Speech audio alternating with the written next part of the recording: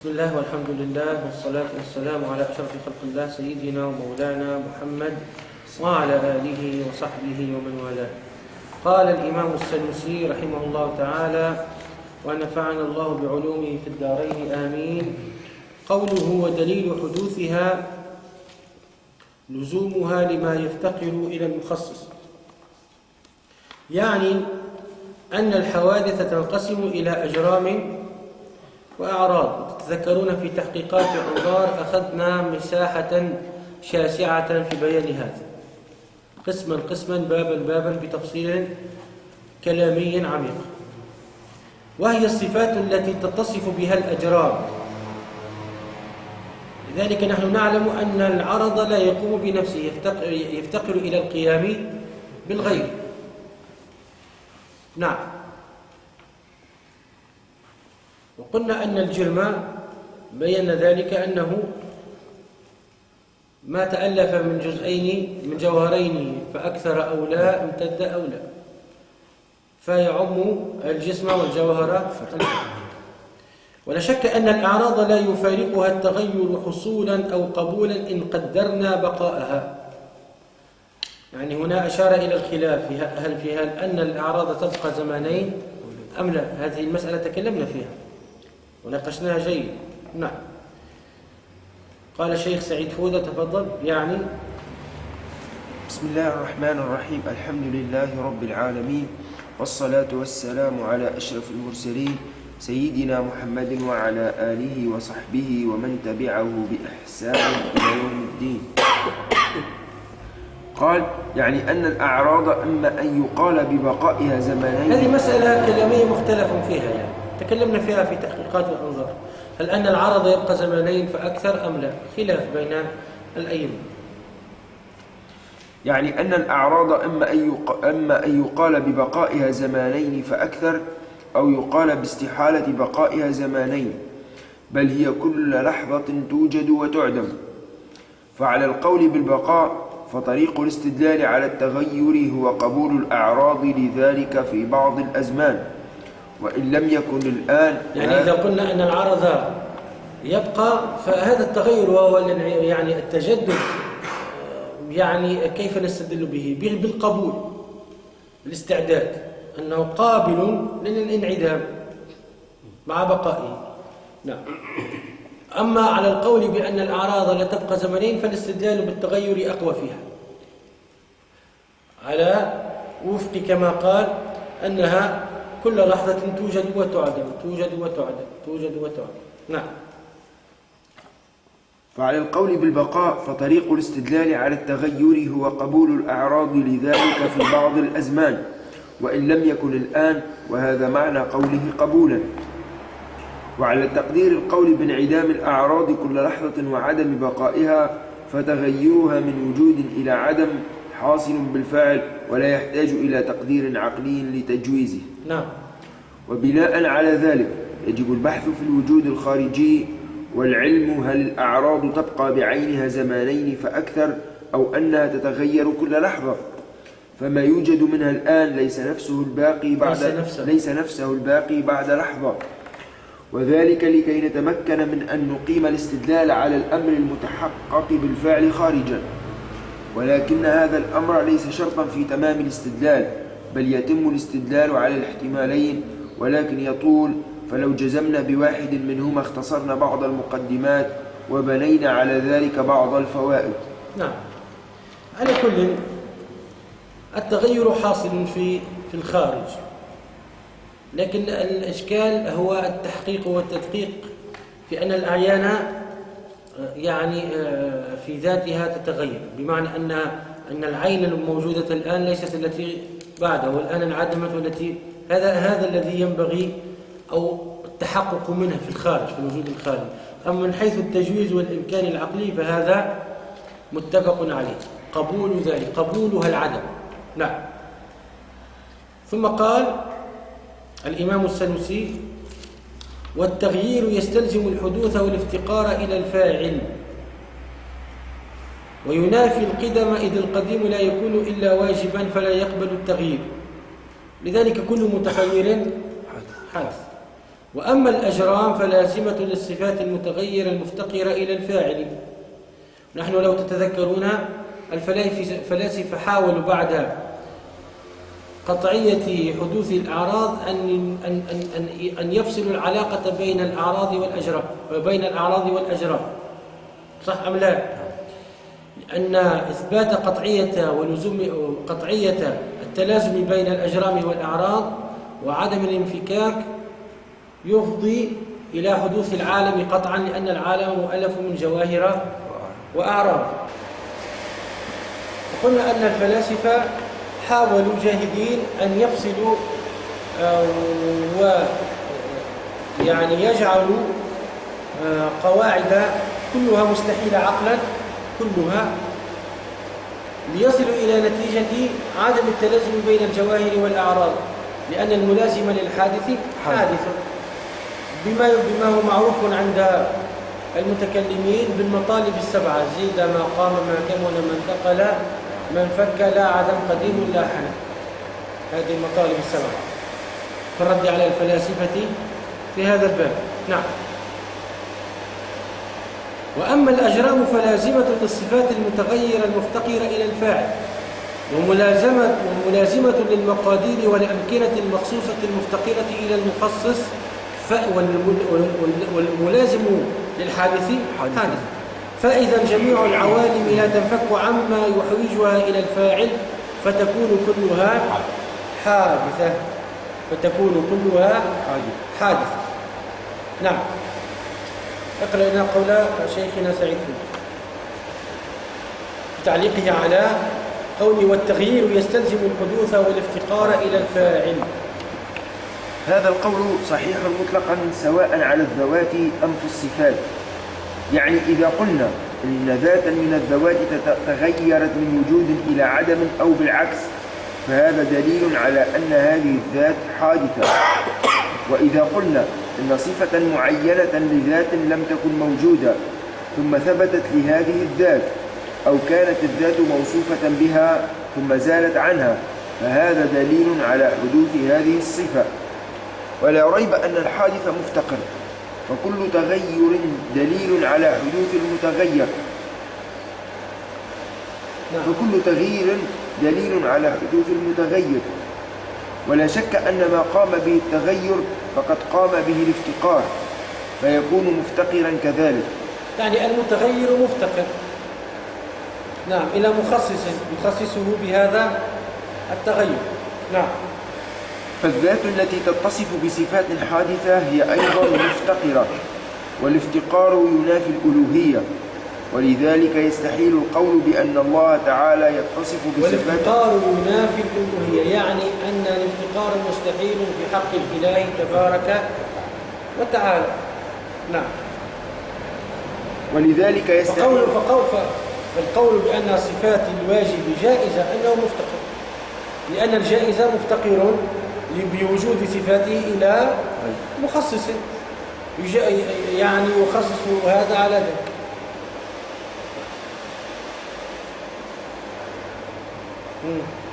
ولذلك يستحيل القول بأن الله تعالى يتصف بصفات حادثة كما يزعم المجسمة، لأن اتصاف الله بصفات حادثة يستلزم بلا ريب افتقاره جل شأنه، وهذا مناف لكونه إلها. ولا شك أن الافتقار ينافي القدم، ويستحيل أن يكون شيء مفتقر وقديم معا. يستحيل عقلا أن يكون قديما ومفتقرا، هذا خلف باطل يعني. فكل مفتقر فهو حادث، وهذا ما قرره المصنف عندما أثبت حدث العالم بكونه ملازما للصفات الحادثة الدالة على حدوثه. ومن هذا قرر العلماء أن ملازم الحادث حادث. حادث. ثم قال الإمام السنوسي رحمه الله تعالى ونفعنا بعلومه في الدارين آمين: ويجب له تعالى القدم والبقاء، وإلا لكان محتاجا إلى الفاعل فيكون حادثا، فيجب له من العجز ما وجب لسائر الحوادث. بل يكون حينئذ وجوده مستحيلا لما يلزم على تقدير حدوثه من الدور أو التسلسل المستحيلين. نعم، كلام دقيق على وزان ما أخذناه طيلة هذه السنوات من ثوابت وركائز ودعائم لهذا العلم الذي هو عماد الدين وأصله وأساسه. وإلا لكان محتاجا، إن لم يكن قديما باقيا لكان محتاجا إلى فاعل فيكون حادثا، فيجب له من العجز ما وجب لسائر الحوادث، بل إن وجوده مستحيل، لأن تقدير وجوده مع جوازه يستلزم الدور والتسلسل، لأننا لا نصل إلى نقطة نتوقف عندها، يجب أن نتوقف عند نقطة تنطق بالقطع والجزم أن هناك موجدا مخالفا للموجودات بحقيقته بكونه واجب الوجود قديما باقيا إلى آخره، وإلا استحال وجود هذا الشيء الذي يسمى إله وهو جائز مستحيل. فهمنا لماذا؟ نعم، الكلام مع اللي ما فهمكش نقص من العمر، ما يلزمك تفهمه، لكن تفهمه قاعدة الكيف يقرأ أقسام حكم العقل ابتداء، تخليه ثم تحليه هكا ولا لا تنجمش للأسف. فما ناس لازمهم أسيد، أسيد ما فرق باش تنحى في المعنى برشا عمل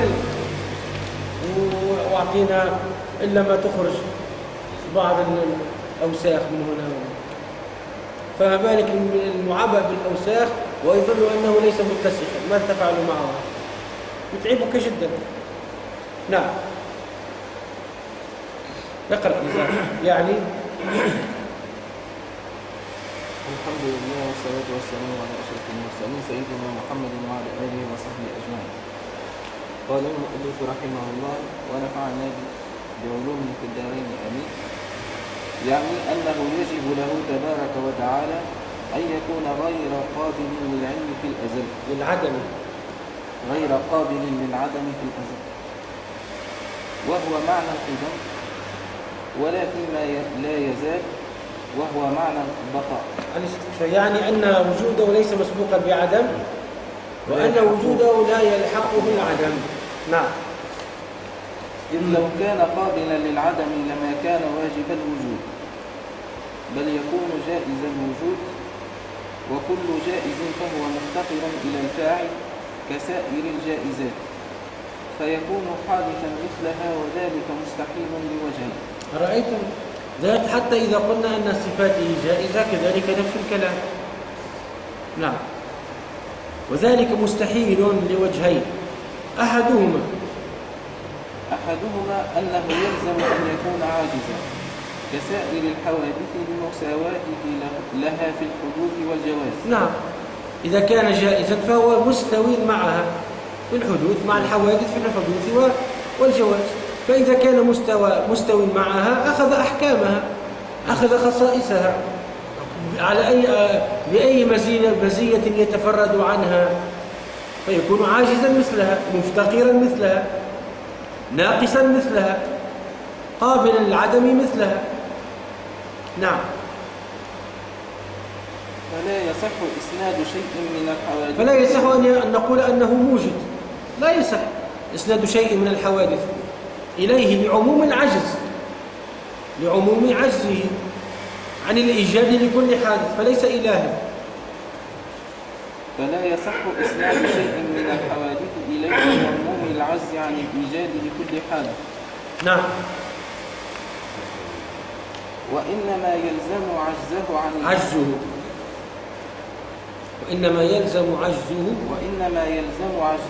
الإيجاد من أجل التمانع بينه وبين موجبه الذي افتقر إليه.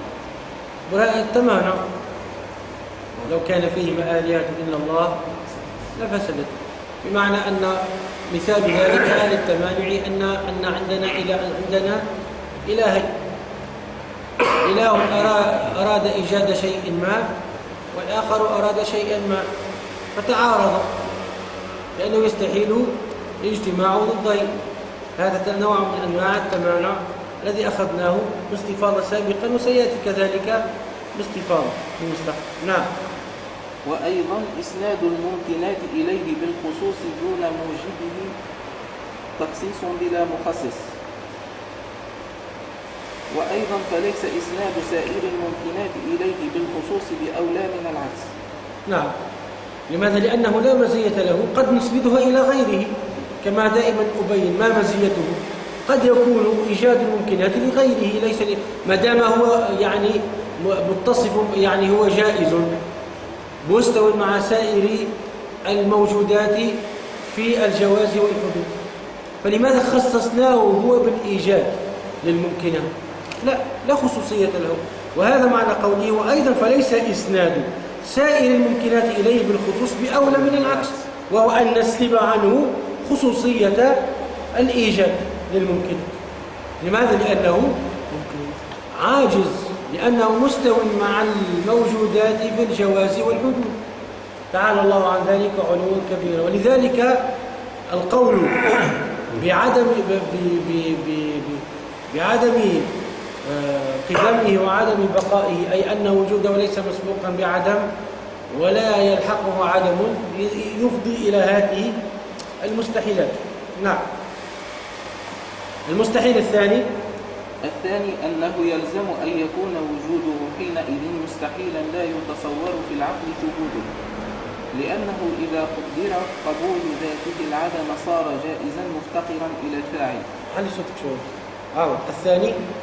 الثاني أنه يلزم أن يكون وجوده حينئذ مستحيلا لا يتصور في العقل ثبوته، لأنه إذا قدر قبول ذاته العدم صار جائزا مفتقرا إلى الفاعل. نعم. ويلزم أن يكون فاعله جائزا. رأيتم هذه السلسلة؟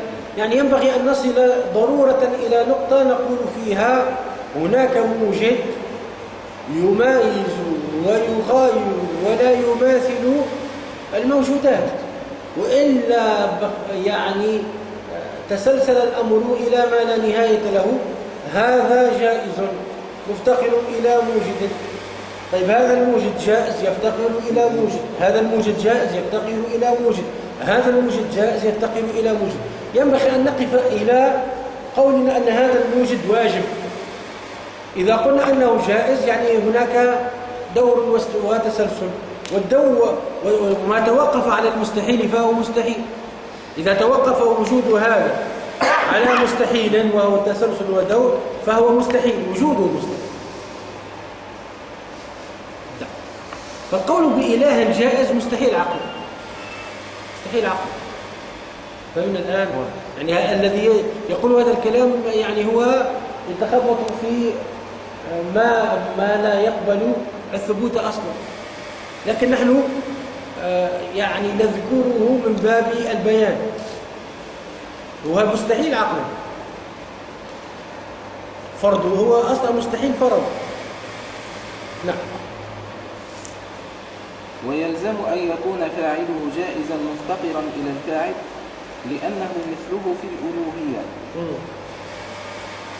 ثم ننقل الكلام إلى فاعل الفاعل ثم كذلك أبدا. فإن انتهى العدد وانحصر لزم الدور. يعني إذا انحصر العدد مثلا عندنا يعني إما عددان أو أكثر، انحصر في 100، فهذا 100 متوقف على هذا، وهذا متوقف على نفسه وهذا متوقف عليه إلى آخره، ترجع السلسلة ويكون كله متوقف على الآخر. نعم. فيلزم أن يكون الأول الذي انتهى إليه العدد إنما أوجده بعض من بعده ممن تأخر وجوده عنه، فيكون سابقا عليه في الوجود متأخرا عنه، وذلك لا يعقل. وإن لم ينتهي العدد بل تسلسل إلى غير الأول لزم وجود ما لا نهاية له عددا، والفراغ من ذلك فيما مضى، وذلك لا يعقل، إذ ما لا نهاية له من الأعداد كأنفاس أهل الجنة وأزمنتهم ونعيمهم. يعني التسلسل في المستقبل جائز مع عقله، في الماضي والمستقبل. اللا نهاية في المستقبل جائز، كأنفاس وحياة أهل الجنة وأهل النار لا نهاية لهم من الممكنات. نعم. أما في الماضي لا، لذلك نقول نحن في جهة الماضي. إذ ما لا نهاية له من الأعداد كأنفاس أهل الجنة وأزمنتهم ونعيمهم مثلا، لا يسعه إلا المستقبل بأن يوجد فيه شيئا فشيئا أبد الأبد، شيئا يوجد شيئا فشيئا أبد الأبد. نعم. وأما أن يوجد كله في الحال والماضي فلا يعقل. نعم. نرجع إلى كلام الشيخ سعيد فودة بقوله وذلك مستحيل لوجهين أحدهما. نعم. لو فرضنا الإله حادثا كما يزعم البعض لوجب أن يكون عاجزا كغيره من الحوادث، لأننا علمنا أن علة الافتقار في الحوادث هي الحدوث. نعم. وإن كان عاجزا فلا يصح إسناد شيء من الحوادث الأخرى إليه، أي لا يصح بعد ذلك أن يقال إنه أوجد غيره من الحوادث، لأن العجز عن الخلق والإيجاد حكم تابع لكل حادث، ولو كان حادثا للزم صحة التمانع بينه وبين من أوجده. لأن الحادث لا بد له من موجد، وهذا الموجد إن كان قديما فيجب أن تكون قدرته عامة التعلق، فإن كانت عامة التعلق فلا يصح أن تتعلق قدرة الحادث بأي شيء كغيره من الحوادث، لأنها تتمانع مع قدرة القديم. ولو كان حادثا فمن التحكم أن يقال إنه هو الذي أوجد المخلوقات الأخرى. تحكم، والتحكم باطل. لماذا إذا كان حادثا وأفردناه بأنه هو الموجد لمثيلاته؟ تحكم، لأنه لا خصوصية له إذا كان حادثا، قد يكون الموجد غيره. فهمنا هذا؟ ولذلك وجب عقلا أن يكون الموجد مخالفا للحوادث، أن يكون مخالفا للحوادث في وجودها، فوجودها جائز ووجوده واجب. وجودها مسبوق بعدم ويلحقها العدم، ووجوده لا يسبقه عدم ولا يلحقه عدم. متصفة بالافتقار المطلق وهو متصف بالغنى المطلق، هي متماثلة ومتناظرة ومتشابهة وهو مخالف للحوادث. هي مشتركة في صفات وفي أفعال وهو واحد في ذاته وصفاته وأفعاله الآخر. هي موصوفة بقدرة اعتبارية مجازية وهو موصوف بقدرة تامة حقيقية لا فاعل غيره ولا يدخل أفعاله الاشتراك ولا يشاركه أحد في فعل من أفعاله جل وعلا إلى آخره. ولو كان حادثا فمن التحكم أن يقال إنه هو الذي أوجد المخلوقات الأخرى، فلما لا يقال إن موجده القديم هو الذي أوجدها، بل إسناد خلق سائر المخلوقات إلى القديم أولى من العكس. ثم إذا كان هذا الإله حادثا وغيره من المخلوقات حادثا أيضا، فما الذي رجح في عرف القائلين إسناد سائر المخلوقات إليه دون غيره من الحوادث؟ فإن الجميع متساو في كونه حادثا. وبيان الوجه الثاني واضح. نعم. فالإمام السنوسي قال ويجب له تعالى القدم والبقاء، وإلا لكان محتاجا إلى الفاعل فيكون حادثا، فيجب له من العجز ما وجب لسائر الحوادث، بل يكون حينئذ وجود مستحيلا لما يلزم على تقدير حدوثه من الدور أو التسلسل المستحيلين.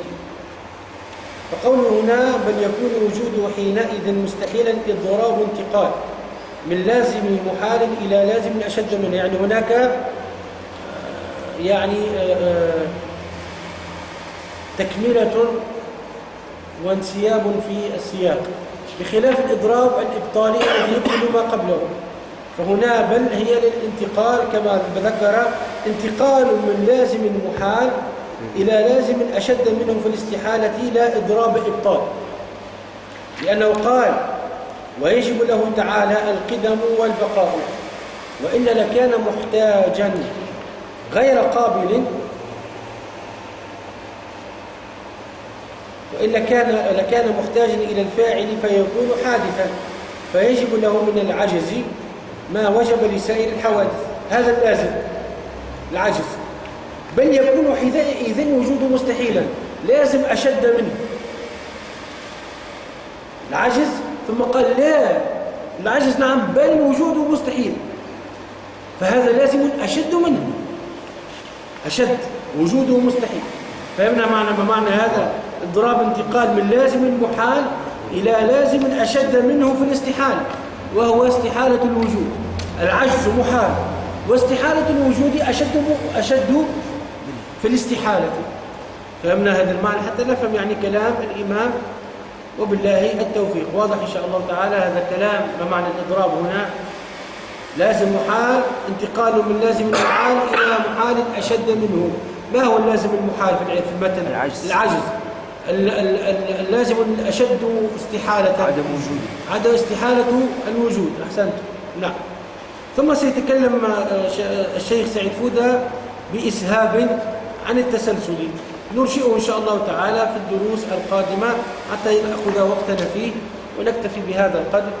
والحمد لله رب العالمين، وأفضل الصلاة وأتم التسليم على سيدنا ومولانا محمد وعلى آله وصحبه أجمعين. سبحان ربك رب العزة عما يصفون، وسلام على المرسلين، والحمد لله رب العالمين. وتستمر إن شاء الله تعالى دروس المتعلقة بأصول الفقه والعقيدة وغيرها من العلوم بعد رمضان المعظم إن شاء الله تعالى، إن أذن ووفق، إنه ولي ذلك والقادر عليه. الحمد لله.